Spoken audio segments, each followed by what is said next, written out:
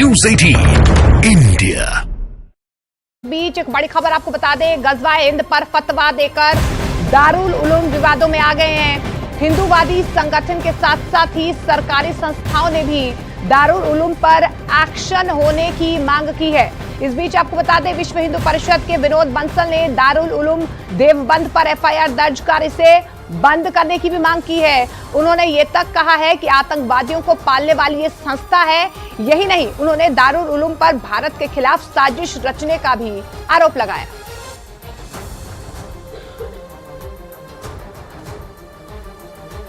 इस पर अविलंब कार्रवाई जरूरी है, नहीं तो ये विश्वमन करने वाले सांप जाने कितनों को निगल जाएंगे। जिसको इस्लाम के अनुसार से लेजिटिमेट कर रहे हैं, वही भारत के कानून के हिसाब से देशद्रोह है। इसकी परिभाषा को इनको समझना पड़ेगा, समझाना पड़ेगा और उनकी भाषा पर भी नियंत्रण करना पड़ेगा। इस तरह के अनेक फतवे इन्होंने पास्ट में भी जारी किए हैं। ये आतंक की जननी इस संस्था को पर प्रतिबंध अविलंब जरूरी है। न केवल हिंदुस्तान को बल्कि पूरे दुनिया को ये लोग और ये जो है इस्लामीकरण करना चाहते हैं। इनके आतंकवादियों तो संपर्क संबंध पहले भी मिले हैं, कई बार जांच में ये खुलासा हो चुका है। और इस प्रकार का जो ये एक पत्र और बाल संरक्षण आयोग की ओर से ये जारी किया गया है एफआईआर दर्ज करने के लिए, तुरंत दारुल उलूम के लोगों के खिलाफ एफआईआर दर्ज होनी चाहिए। और दारुल उलूम पर केवल एफआईआर दर्ज ना हो, दारुल उलूम पर ताला लगना चाहिए। ये हमारी मांग थी और ये भी फिर पुनः उस मांग को दोहराते हैं। और दारुल उलूम के गजवाए हिंद को मान्यता देने वाले फतवे पर राष्ट्रीय बाल संरक्षण आयोग ने डीएम को पत्र लिख दिया है और एफआईआर दर्ज करने को भी कह दिया है। ये ब्रेकिंग न्यूज है। निर्देश आने के बाद सहारनपुर के जिला अधिकारी ने एसडीएम और सीओ देवबंद को एक्शन लेने को कहा है। राष्ट्रीय बाल संरक्षण आयोग ने दारुल उलूम के गजवाए हिंद पर दिए फतवे को देश विरोधी बता दिया है। दारुल उलूम के फतवे में गजवाए हिंद का महिमा मंडन करने का भी आरोप लगाया गया है। हजारों मदरसे दारुल उलूम देवबंद से रिलीजियस एकेडमिक एफिलिएशन लेते हैं, जो इनके बताए रास्ते पर चलते हैं। दारुल उलूम ने एक फतवा जारी किया है। उस फतवे में उन्होंने गजवाए हिंद को ग्लोरीफाई किया है, लेजिटिमाइज किया है। उन्होंने ये बोला कि गजवाए हिंद के दौरान, यानी भारत पर आक्रमण करने के दौरान यदि कोई मारा जाता है तो वो सर्वोच्च शहीद कहलाएगा, वो जन्नती होगा। ये संस्था पिछले 150 साल से इस तरीके की गतिविधियों में लिप्त रही है। एनसीपीसीआर ने ये आदेश दिए हैं कि अगेंस्ट है, बच्चों के राइट्स के अनुसार अधिकारों के हनन है और तमाम कानून की परिधियों के प्रतिकूल है। उसका राष्ट्रीय एनसीपीसी का एक आर्डर प्राप्त हुआ है, जिसमें एफआईआर दर्ज करने के निर्देश दिए गए हैं।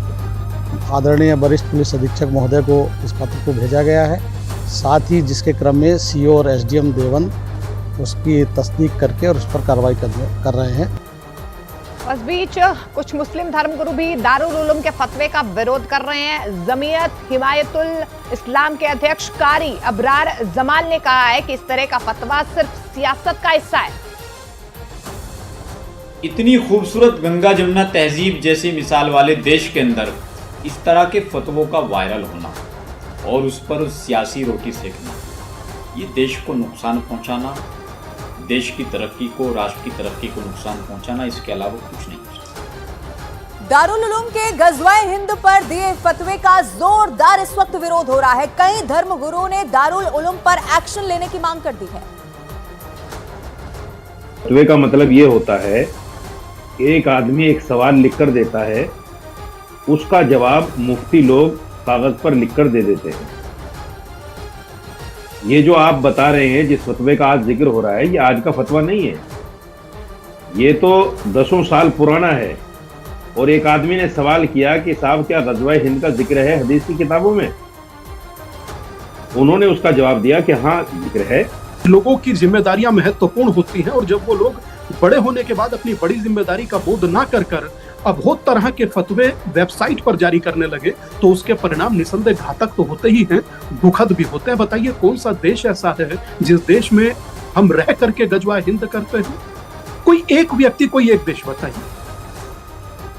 तो दारुल उलूम के फतवे पर बीजेपी भी हमलावर है। बीजेपी नेता संगीत सोम ने दारुल उलूम का नाता आतंकवाद से बताया है, जबकि कई मुस्लिम धर्मगुरुओं ने दारुल उलूम देवबंद के फतवे का बचाव किया है। उसे गजवा नहीं कहते, बल्कि ये एक तरह से तकरीबकारी है जो लोग कर रहे हैं।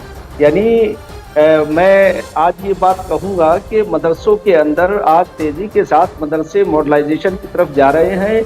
मैं उत्तराखंड सरकार के अंदर जो मदरसे हैं हमारे, हमने मॉडर्नाइजेशन आधुनिकरण से जोड़ रहे हैं। माननीय मुख्यमंत्री श्री पुष्कर सिंह धामी जी के नेतृत्व में हमने यहाँ पूरा सिलेबस जो है तैयार किया है और एनसीईआरटी का सिलेबस है उसे हम बच्चों को पढ़ा रहे हैं, ताकि वो बच्चे राष्ट्रवाद से जुड़ सके और राष्ट्रवादी विचारधारा उनकी विचारधारा हो। लादेन से लेकर बगदादी तक उसी विचार से जुड़े हुए लोग रहे हैं।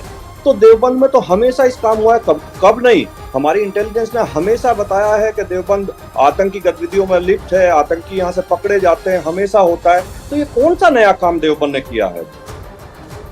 और बड़ी खबर, कर्नाटक में मंदिरों से टैक्स से जुड़े हुए विधेयक के बाद अब सियासी घमासान मचा हुआ है। इस मामले में सिद्धरामैया सरकार घिर चुकी है। भारतीय जनता पार्टी ने कर्नाटक सरकार पर हिंदू विरोधी होने का आरोप लगा दिया है। वहीं सिद्धरामैया ने आरोपों को बेबुनियाद बता दिया।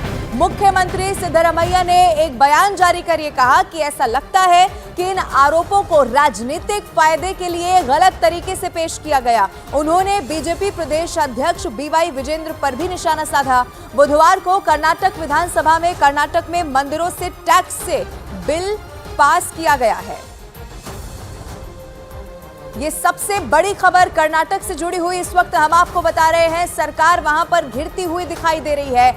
मंदिरों से टैक्स से जुड़े विधेयक के बाद ये सियासी घमासान वहां पर छिड़ गया है। इस मामले में आपको मैं बता दूं, सिद्धरामैया सरकार गिर गई है और भारतीय जनता पार्टी अब पूरी तरह से हमलावर है। कर्नाटक सरकार पर हिंदू विरोधी होने का आरोप भारतीय जनता पार्टी लगा रही है।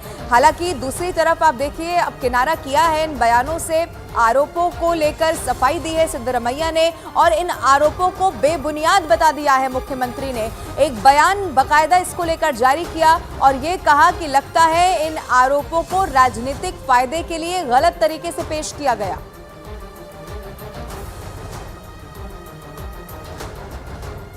और मुख्यमंत्री सिद्धरामैया ने सोशल मीडिया प्लेटफॉर्म एक्स पर एक बयान भी जारी किया है। उन्होंने ट्वीट करके यह लिखा है कि ऐसा लगता है कि आरोपों को राजनीतिक फायदे के लिए गलत तरीके से पेश किया गया है। उन्होंने अपने ट्वीट में लिखा, हिंदू संस्थाओं के धार्मिक